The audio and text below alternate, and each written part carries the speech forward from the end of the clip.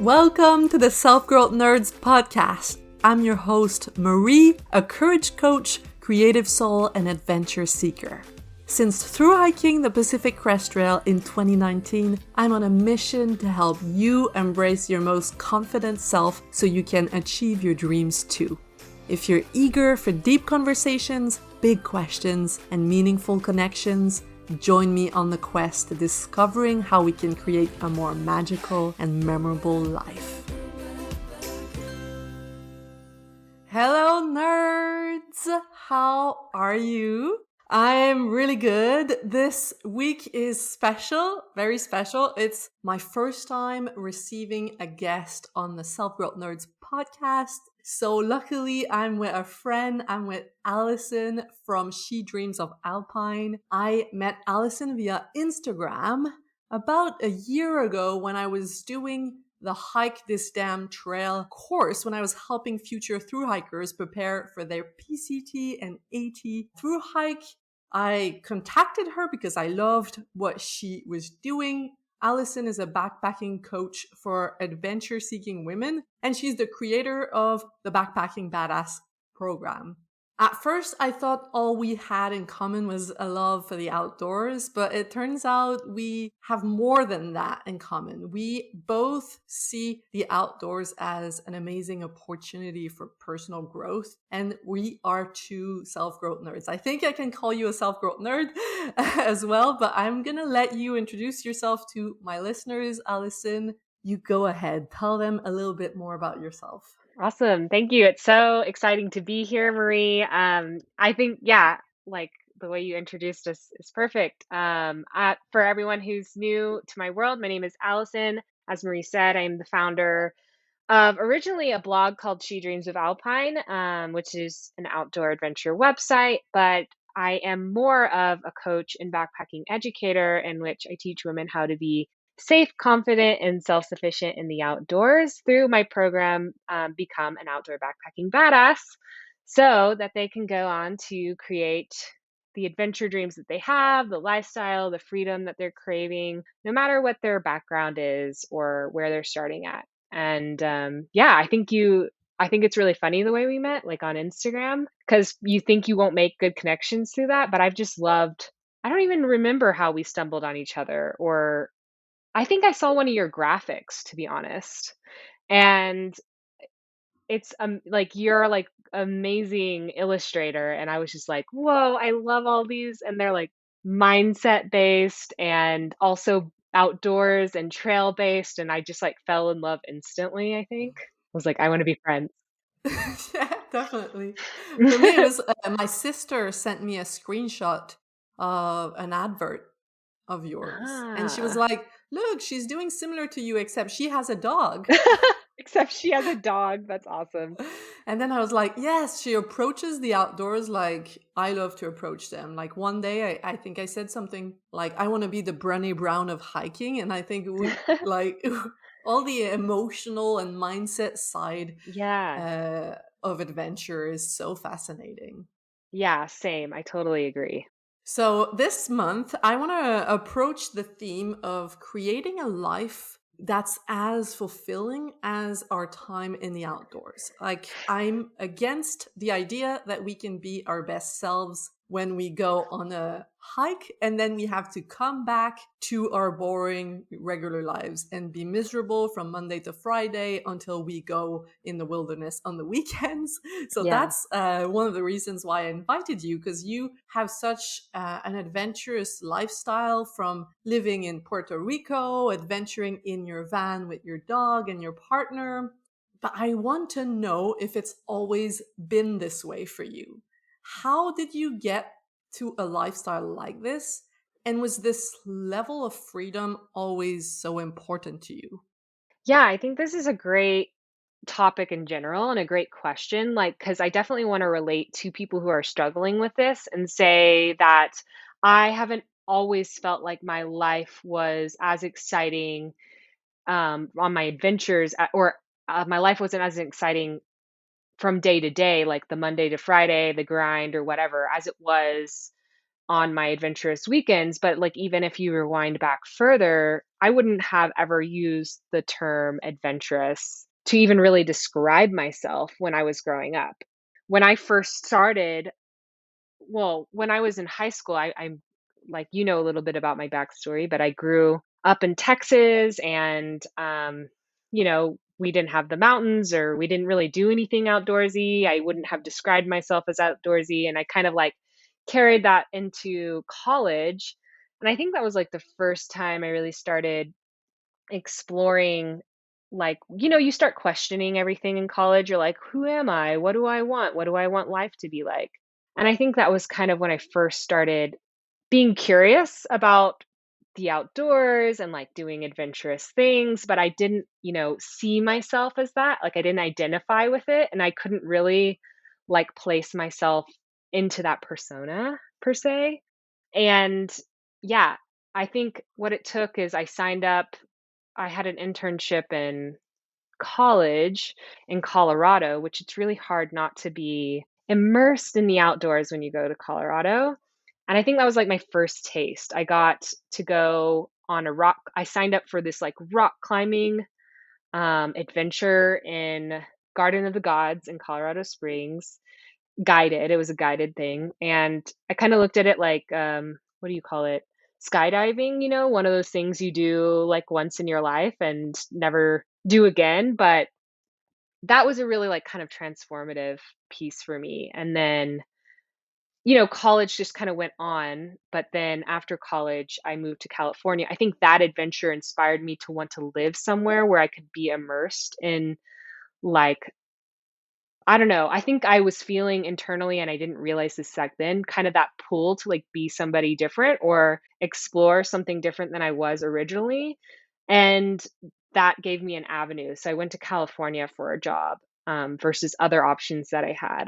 And yeah, then kind of went from there. Well, I'm curious to know what it brought out in you. Like, what are the parts of you that came out when you started adventuring? Yeah, so with the rock climbing in specific, I think like I just did it, and I just felt very I think a good word to term it is aliveness, you know, like you're doing it and you felt this sense of like, whoa, that was so hard. Like, I can't believe I did that. And it just kind of like blew my mind. I'm like, whoa, that was just, it was fun. It was just it was an experience I maybe like as college student hadn't really expected to have. I don't know, without like, you know, alcohol being involved or something. I don't know. It was just this fun thing that I just completely was blindsided by, and I wanted to do more of, and I wanted more of that feeling.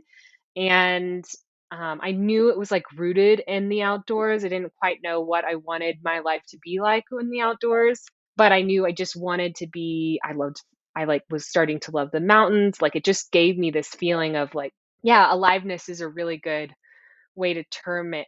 And I think I just followed that. I got curious with it and I started following it, which, yeah, led me to California. And kind of a story I tell a lot is California was where I was also coming into some transitions with my personal life. I was married really young at 19, and I ended up getting a divorce after college, and I was there alone, and I kind of was faced with like, what do you want to be? Kind of feeling a little bit sad for myself, and I decided to like embark on a year of yes, to coin it that way, sort of, and just started saying yes to a lot of new opportunities, which led me to backpacking because that was one of those opportunities I got that year from a coworker I was working with. Oh, So really? What what yeah. what were you working in back then? So I was an engineer, and yeah, that was just like a water cooler conversation somebody was having about having permits to Half Dome in Yosemite. And I didn't know what Half Dome was at the time, but I was like, "Oh, wow, that sounds fun." Just like That looks like a shooting. pretty rock. Yeah, well, I didn't even know what it looked like yet. And I was like, "Oh, it just sounds cool, you guys." And they're like, "You should come. We have an extra permit." And I was just like, "Me? Um, I don't think you know, I don't know anything about backpacking. I don't think you actually meant to invite me because I'm gonna be like, I all the self-doubt drama came up at first, but Mm. I think because I had committed to, like, trying things out of my comfort zone that year, I did eventually say yes to that, and that was life-changing for me, that one trip.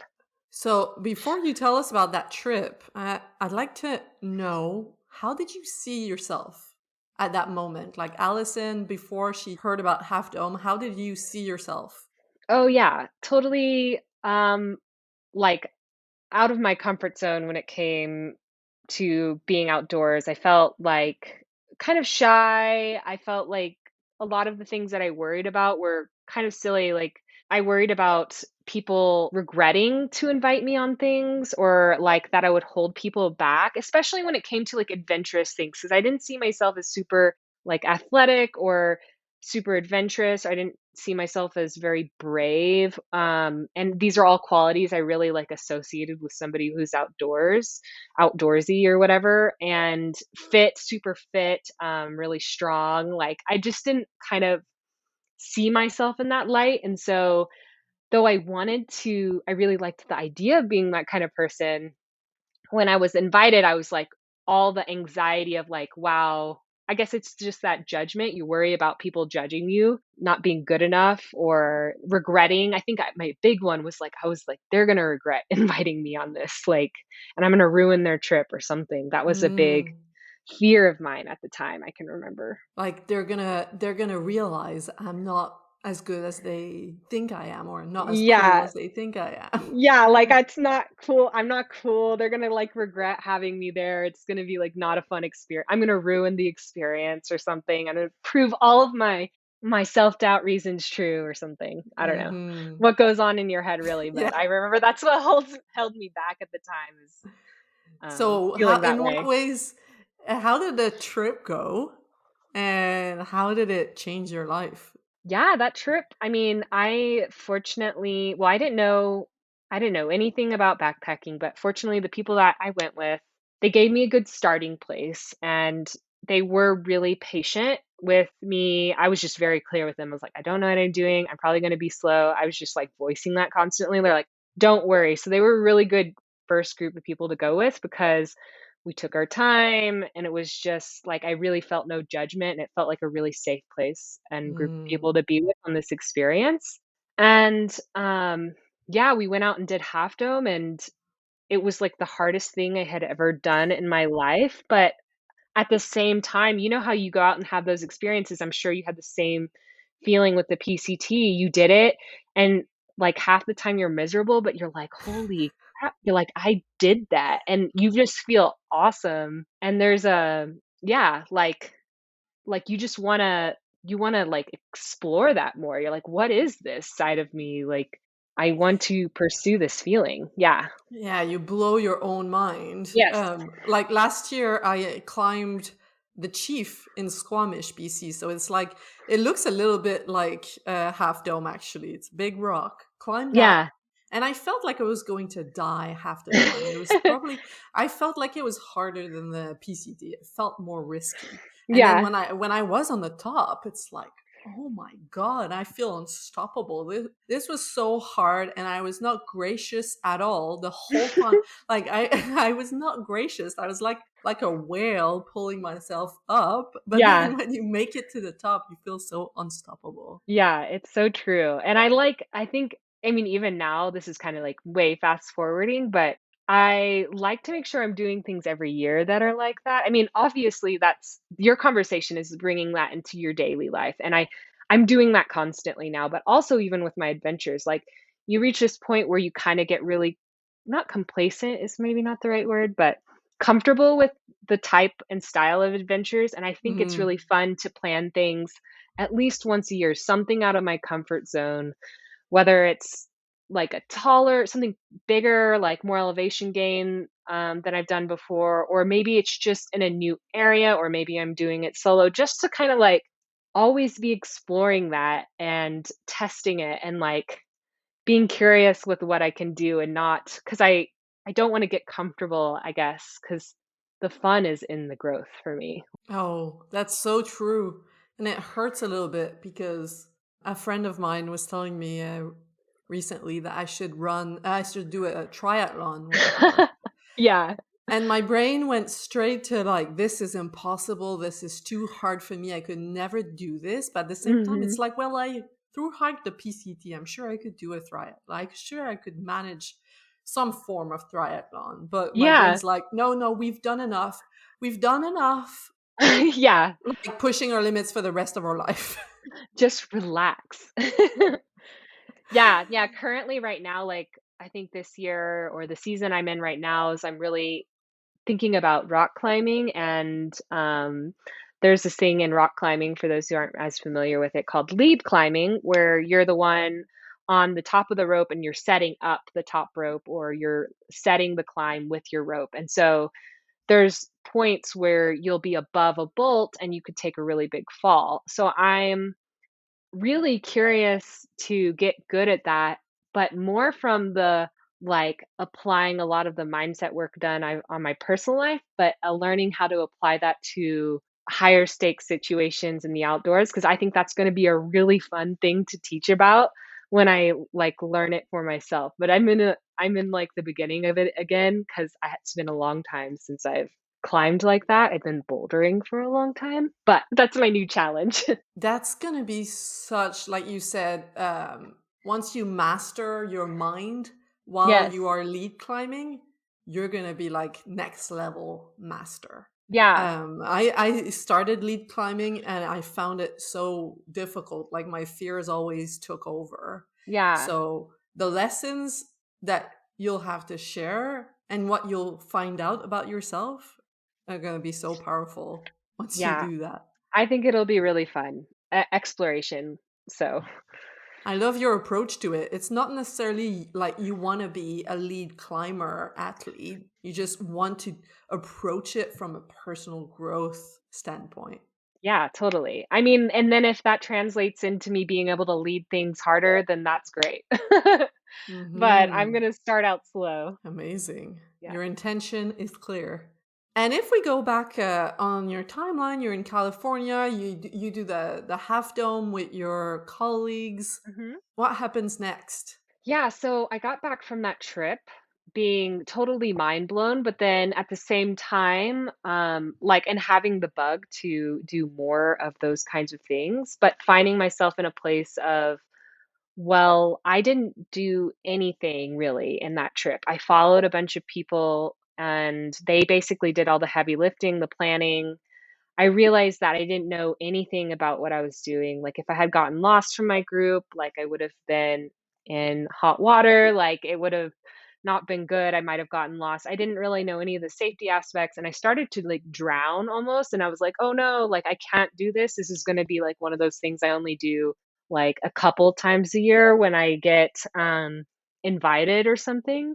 But then I kind of got frustrated with that like proposition because I'm like, "Well, that's like, I should be able to figure this out, and I want more of this in my life, so it really became, like, a journey and a commitment to doing everything possible to make, like, adventure a part of my life, and I was at a good place and time where I had a lot of space, and I was just like, "I'm gonna try to be outdoors, like, 3 weekends every month or something, no matter what it is, and learning more, taking classes, reading a lot of books," until I felt really confident in what I was doing. And like, you know how I'm sure you've experienced this before, but when you kind of like make that commitment, it's almost like these opportunities and arise for you to like rise to the occasion of what you've committed to. And that sort of kind of happened to me. It's like I was like, I want this. I'm all in. I don't care how long it takes. I'm going to figure it out. And then I got invited to like join, a coworker's uncle's climbing club in Utah, and so I got to get some mentors. And I was driving to Utah 10 hours every like 3 weekends, 10-hour drive from California to like learn from people, to learn mountaineering, to learn more about rock climbing. And it really made me like, and it was also combined with that year of yes, just being like all in and like for the experiences, no matter what like self-doubt or fear or whatever I had, I just brought those with me. I didn't like get rid of them. They just kind of like we're going for a ride, you guys, like, and everybody came along because I was like, this is where we're going. It's like a So bunch of minions, like minions following you, like, we're afraid. What if they don't like us? But you're like, yes, come on, I'm minions, like, we're going. yep, they might not like us, but we're doing this, like, yeah. It was a weird, fierce commitment that doesn't always happen, but yeah, I can't remember exactly what it possessed me though. I was like, I want to figure this out for myself.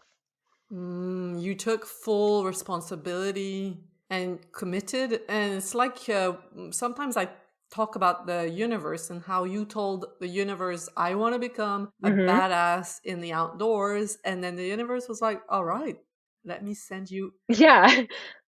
Let's see how committed you are to it. Yeah. like sending you one test after the other.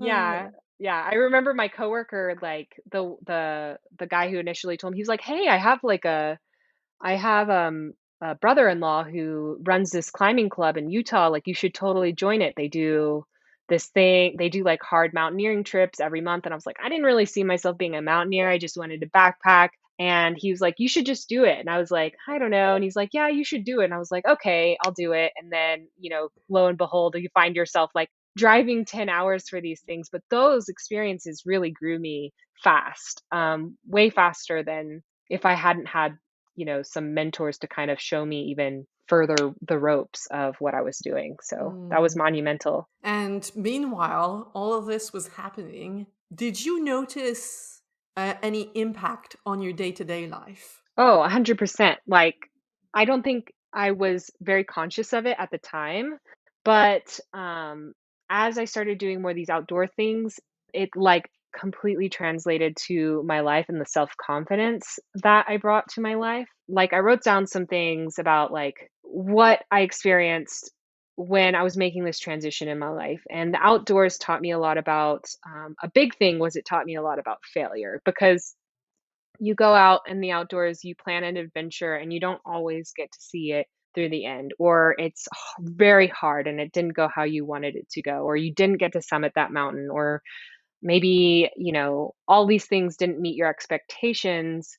But it taught me to kind of like reframe failure in a way that is like more normal. Like, and I think when I was younger, I always saw failure as a bad thing, but with the outdoors, I kind of saw failure as kind of part of the process. And like you didn't always get to the top of the peak, or sometimes you had to make calls and they're maybe for your safety. And that's like quote unquote failure, but it's really the right choice. And really being more like gentle on myself when things didn't go right and being more committed to showing up the next time and trying again. So that was a really big one. The outdoors also taught me like resilience, being strong, even though there are hardships, not giving up, like even goofy things like putting one foot in front of the other, when you're hiking all day long, like in the PCT, and sometimes the only thing that keeps you going is knowing that if you just keep making one more step forward, like you're going to get there. And even though it might be brutal in the moment, like sometimes that's what it takes and that's what you have to focus on. Um, Mhm. yeah, there's just so many things like uh, imagining bigger things for myself, not putting myself in a bubble, of what's possible. I think that really led me to where I am now because I've started to be like, oh, if that's possible, what's possible in my day to day life kind of thing. That was big for me as well. Ah, let's hear more about that transition from Yeah. where you were there then to where you are now. Hmm. Yeah. I think totally. There was about 6 years where I was just kind of head over heels with just the outdoors and I wasn't really thinking anything. It brought so much richness already to my life that I wasn't feeling like a pull for anything else, I guess, because maybe I had so much to learn. I felt like I was absorbing so much just from where I was at with that journey. But there was a point, and actually, I'll tell you like two stories because there was a point where I did this and it was like not in alignment, and there was a point where this transition was actually in alignment with where we should Mm. be, what I think you're kind of talking to. I remember being in a car driving with a coworker of mine. We were driving to Utah, and I was telling him, I was like, I just want to do more of this. I don't want to be at work all the time. And that's such a drag, and I wish there was something I could do to get out of having to work. It was just this energy of like, it was kind of this negative energy about where I was at with work, and then comparing it to how I felt in the mountains, and not really like that energy didn't lend itself to creativity. That energy just kind of lended itself to frustration and not solutions. Like, it wasn't expansive. And I remember coming back from that trip and really just feeling frustrated about having to work a 9 to 5 and only having, like, this kind of fun or these feelings in the weekend, and feeling really upset about that. But as you can like, that was a few years that was maybe a few years before I actually ended up quitting my job. That didn't actually create anything, and it wasn't until a couple years after that where I think I started to realize, like, I think this is around the time maybe I discovered, Brooke Castillo and her work in the Self-Coaching Scholars and, the Life Coach School podcast, and I started kinda getting introduced to some of these mindset concepts, and there's this one thing that she always talks about, you know, don't leave someplace because you're unhappy, like, find happiness in it first, and that really stuck to me, and I started focusing on being content where I was, and, like, finding all the good and that really lent itself to me, like, not even thinking about it, and then one day having an idea to start my own business, and I did that alongside my full-time job, and it was just such a different energy because it came out of curiosity instead of, like, this push, and kind of went that direction. Mm, more of a playfulness energy. Yeah, like, and not so desperate. It was just like, I can be happy here. And then also, I started having these ideas of creating something of my own.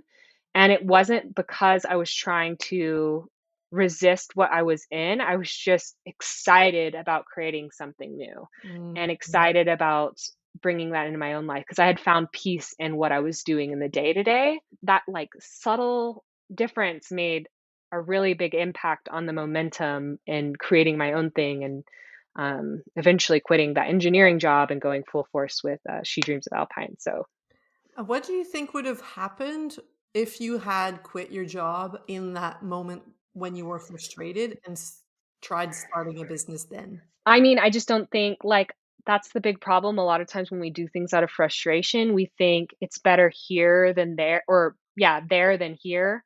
And so we leave or we go, try to get the thing that we think is going to make us feel better. And we realize that that wasn't really the thing.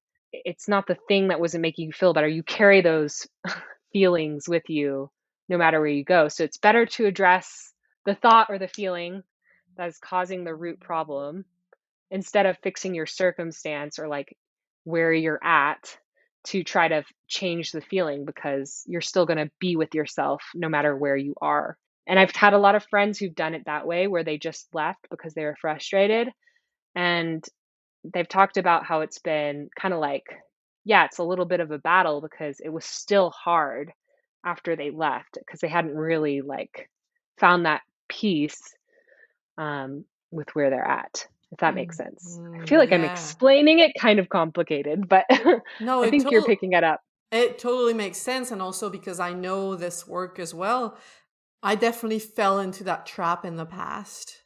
When Yeah. I look back, leaving some job or some partner because I was frustrated, and then Yeah. you have a moment of relief, Yes. but it's short-lived because after that, like, you have a human brain that's always gonna find issues, and no situation is perfect.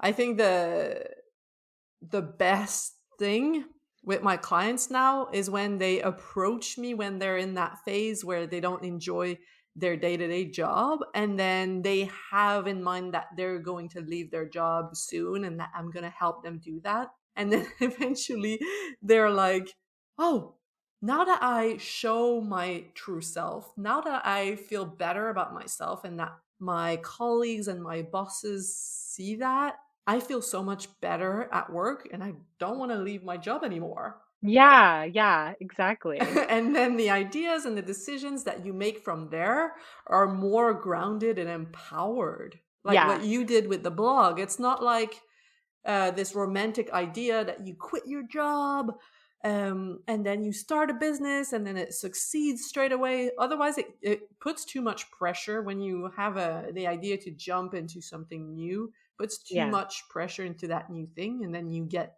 disappointed or angry with yourself if it doesn't work right away. Yeah, totally. Like, it's just such a different energy too, and I always feel like anytime I wanna pursue something, I always have to, like, ask myself that question, "Am I doing this to escape something or to escape a feeling, or is this really something I'm pursuing because 'cause I'm curious about it?" Or like, I like to lean into following your curiosity about something because it feels just so much more playful and, like, it doesn't mean that you can't be serious about it, but it's just that is such a better place for me to create from or build from than feeling desperate or, desperate is probably the right word.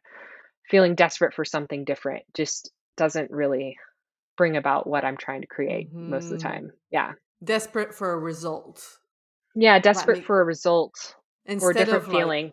enjoying the process. Yeah, that's I mean, and that like whole enjoying the journey thing is always something I'm trying to learn too, which I think the outdoors gives us a great environment to practice that in.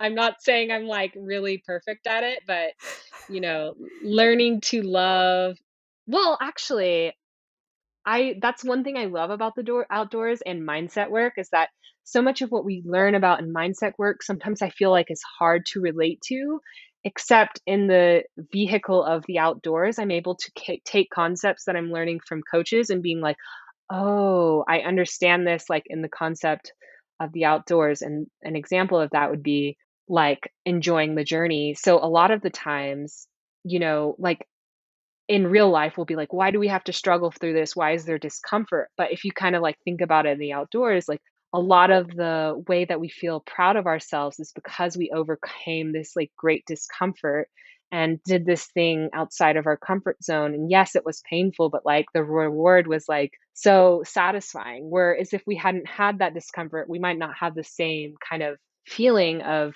accomplishment um, that we had. Mm. I don't know. So then you can kind of appreciate the discomfort, and I think about that a lot with my day-to-day life. I'm like, "Wow, I'm really uncomfortable right now," or "This is very hard," but I have to remember like, "Oh, that's what's gonna make it."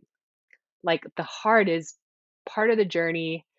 It's part of what makes this whole thing feel so alive and rich and, worthwhile, I guess. The bigger the discomfort, the bigger the joy on the other side. Yeah, and it's like, I don't wanna say you have to have discomfort to have joy, but, like, it is part, like, of what makes being a human and living in this world as a human so exciting is that challenge and overcoming that. Just sometimes in the moment we forget. We're like, "Wait, why is this so hard?"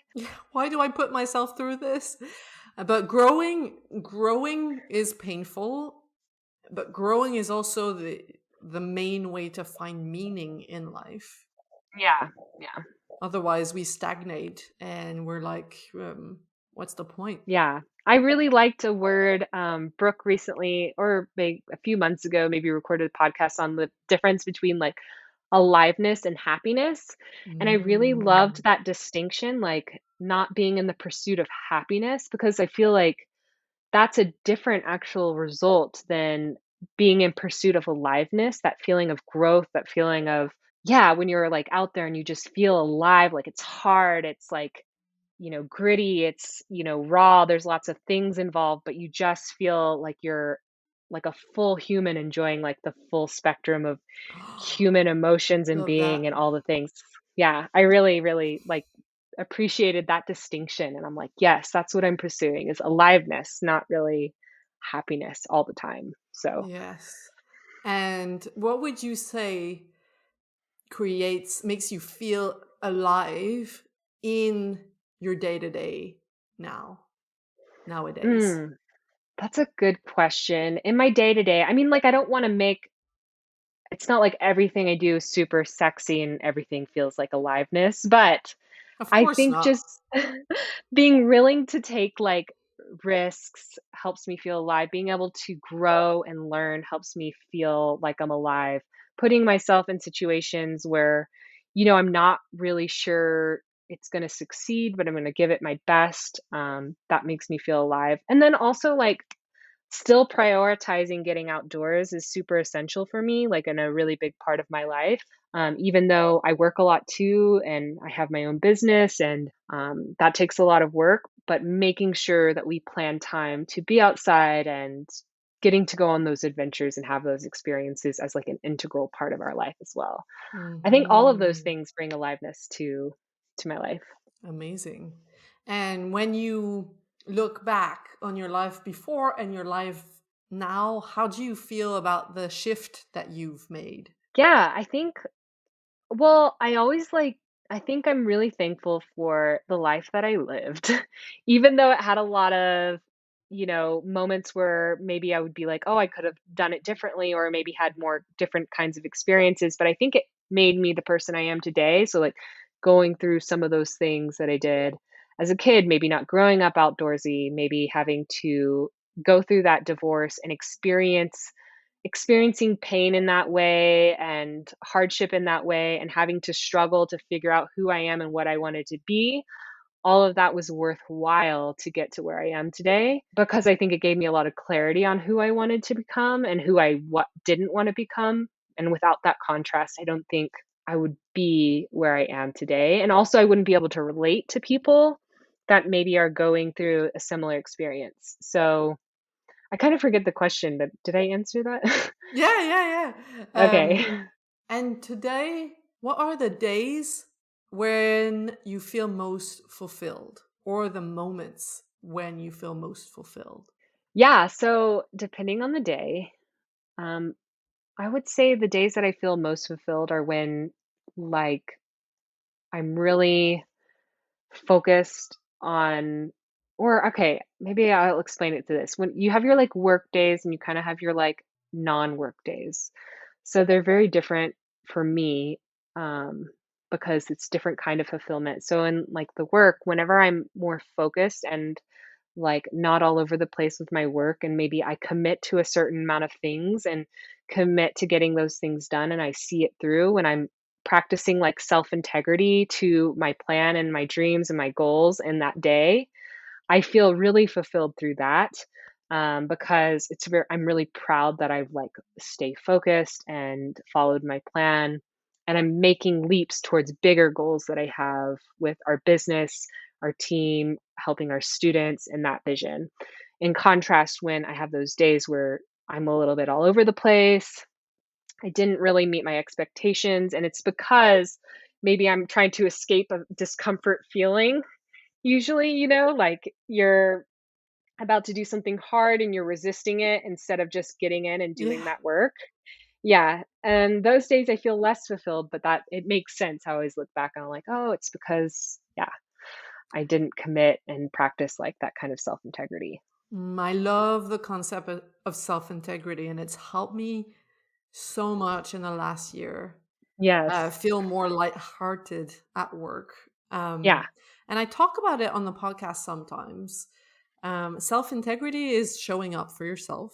Mhm. Um, I'd like to hear what your tricks are to show up for yourself, to get through what you plan in one day. What's worked best for you? I mean, at a high level, like, even before you step into, like, the day-to-day, at a high level, everything that I feel like I've been able to, like, accomplish or practice that self-integrity stemmed behind having, like, a really and it sounds really cheesy, and everyone always says this, but, like, having a really strong why attached to why it's even important for you to even be focused on that goal. So whether that's like your goal of being more adventurous or your goal of like creating your own business or whatever your goal is, it's like if it's not rooted in something that really is meaningful to you in the first place, it's very hard to feel any drive towards self integrity around that goal, is what I've personally found. So I have a really strong why, and it keeps me showing up, every day. And my why has evolved since I first started She Dreams of Alpine from like, oh, just wanting to create a lifestyle of freedom and stuff for myself, and to now like I want to have this vision. I want to grow my team and I want to impact more lives, and like that really fuels me now. And then on a day to day, it's just about doing like that boring, unsexy thing of planning out your time and like sticking to it and practicing sticking to it. And I do allow myself some flexibility in that, but really, like, yeah, doing the unsexy work of making a plan and trying to, like, your plans are in accordance with your goals, and you're doing your best to show up for those plans, even if that work is not always exciting. Because the work we do, even though we love our work, isn't always gonna be so fun every single second of the day.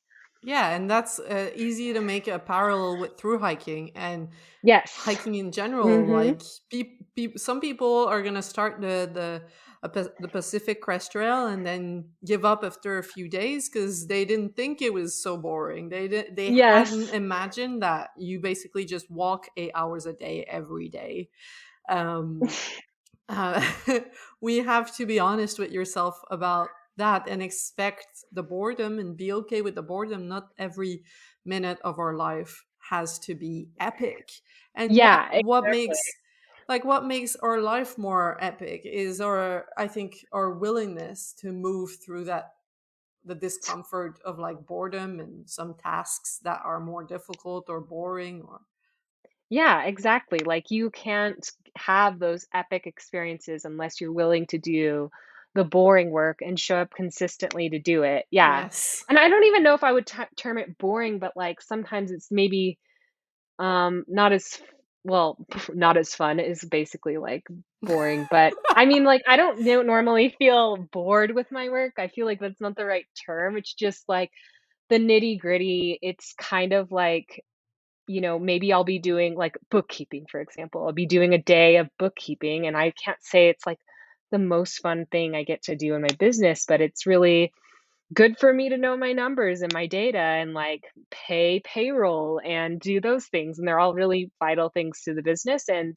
it keeps us growing and focused. And yeah, so That's very good mindset here, Allison. I want to congratulate you. It's funny you talk about bookkeeping because I was doing my September bookkeeping just before our call, I saw and that. and it was not fun. It was boring. Yeah. Not even boring. I think a bit of a. It was challenging. Like Yeah. very far from my zone of excellence.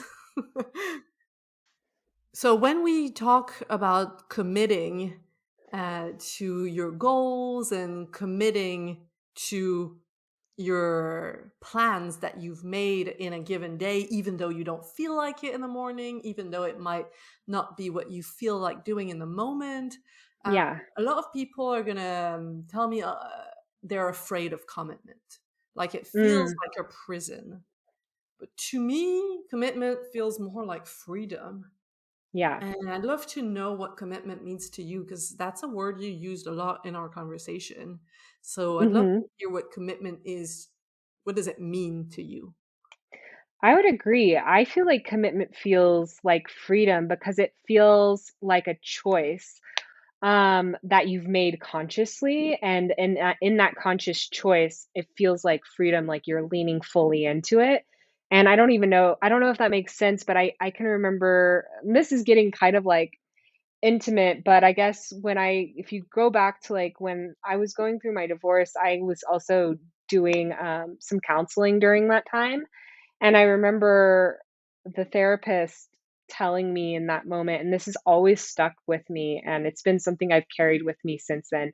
But she said, Allison, like, you're overthinking, like, you're running too many of these possibilities in your mind. You just need to make a choice about this, and you need to be all in on that choice. And you just need to, like, not worry if it was better there or you made the wrong choice. Like, you just need to go all in on it and choose and just don't turn back. Like, go forward, because I was living in, like, kind of I was just creating this sort of horrible situation for myself where I couldn't like, I was stuck because I wasn't seeing the freedom and choice and commitment, um, And yeah, and that was huge for me, and that's been something I've taken with me, like, almost on everything.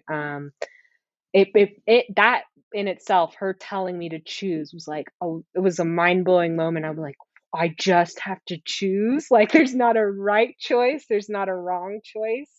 That is so, so important, the idea of making a decision.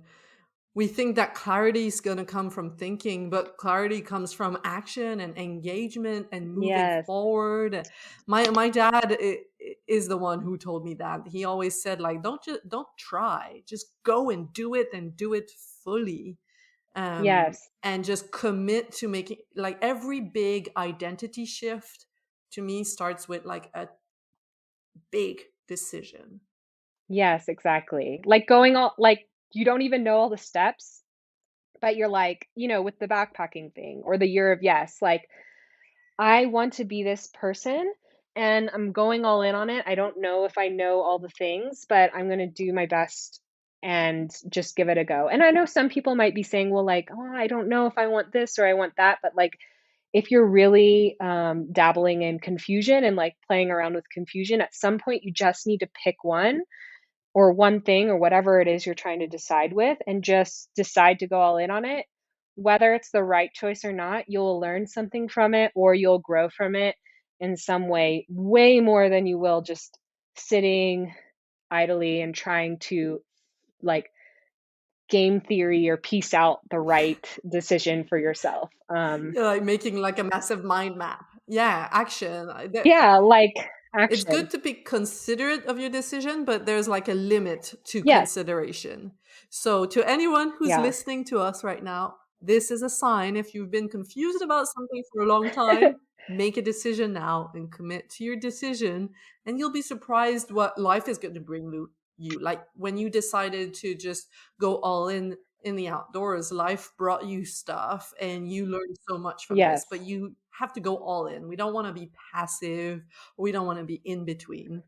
So that's Yeah, and don't have too many things on your plate either. It's like if you go all in on too many things, your time's split. Like just pick some big area you would like to work on and go all in on that. At least at first until you feel like it's become part of your identity. But making identity shifts and choosing and making choices is like it's a big deal. So it's a lot of work.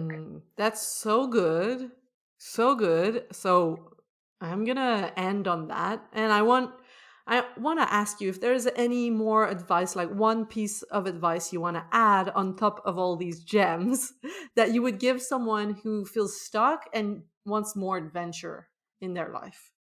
Yeah, I think like we really nailed it here. Like my biggest piece of advice to anyone who feels stuck is really making that choice and drawing a line in the sand and deciding that they really want this and also being willing to drop any stories they have had about themselves and why it's not possible for them because you have to take a moment and just be like imagine it is possible for you. What would that look like? And try to start living in that reality versus what you've always considered your prior reality.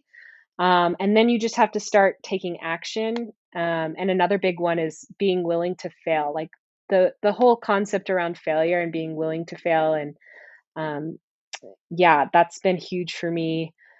And my success is not knowing all the answers and being okay with it, even though it's very uncomfortable. But it works itself out. Like, I don't know how to explain it, but you just keep showing up and you're never going to know what the steps are going to get you to point A and point B. But if you don't keep just taking that next step, it's like you're never going to get anywhere.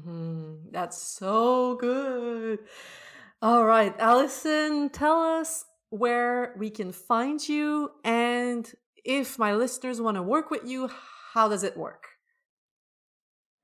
Yeah, I mean, an easy place to connect with me is either on Instagram at She Dreams of Alpine or on our website, shedreamsofalpine.com. And, if they are interested in learning about backpacking and exploring that side of themselves through the vehicle of backpacking, we have a program called Become an Outdoor Backpacking Badass. The best place to learn about that is just by joining our email list where I talk about it a lot more. You can join our email list through we have a starter kit called the Outdoor Adventure Starter Kit.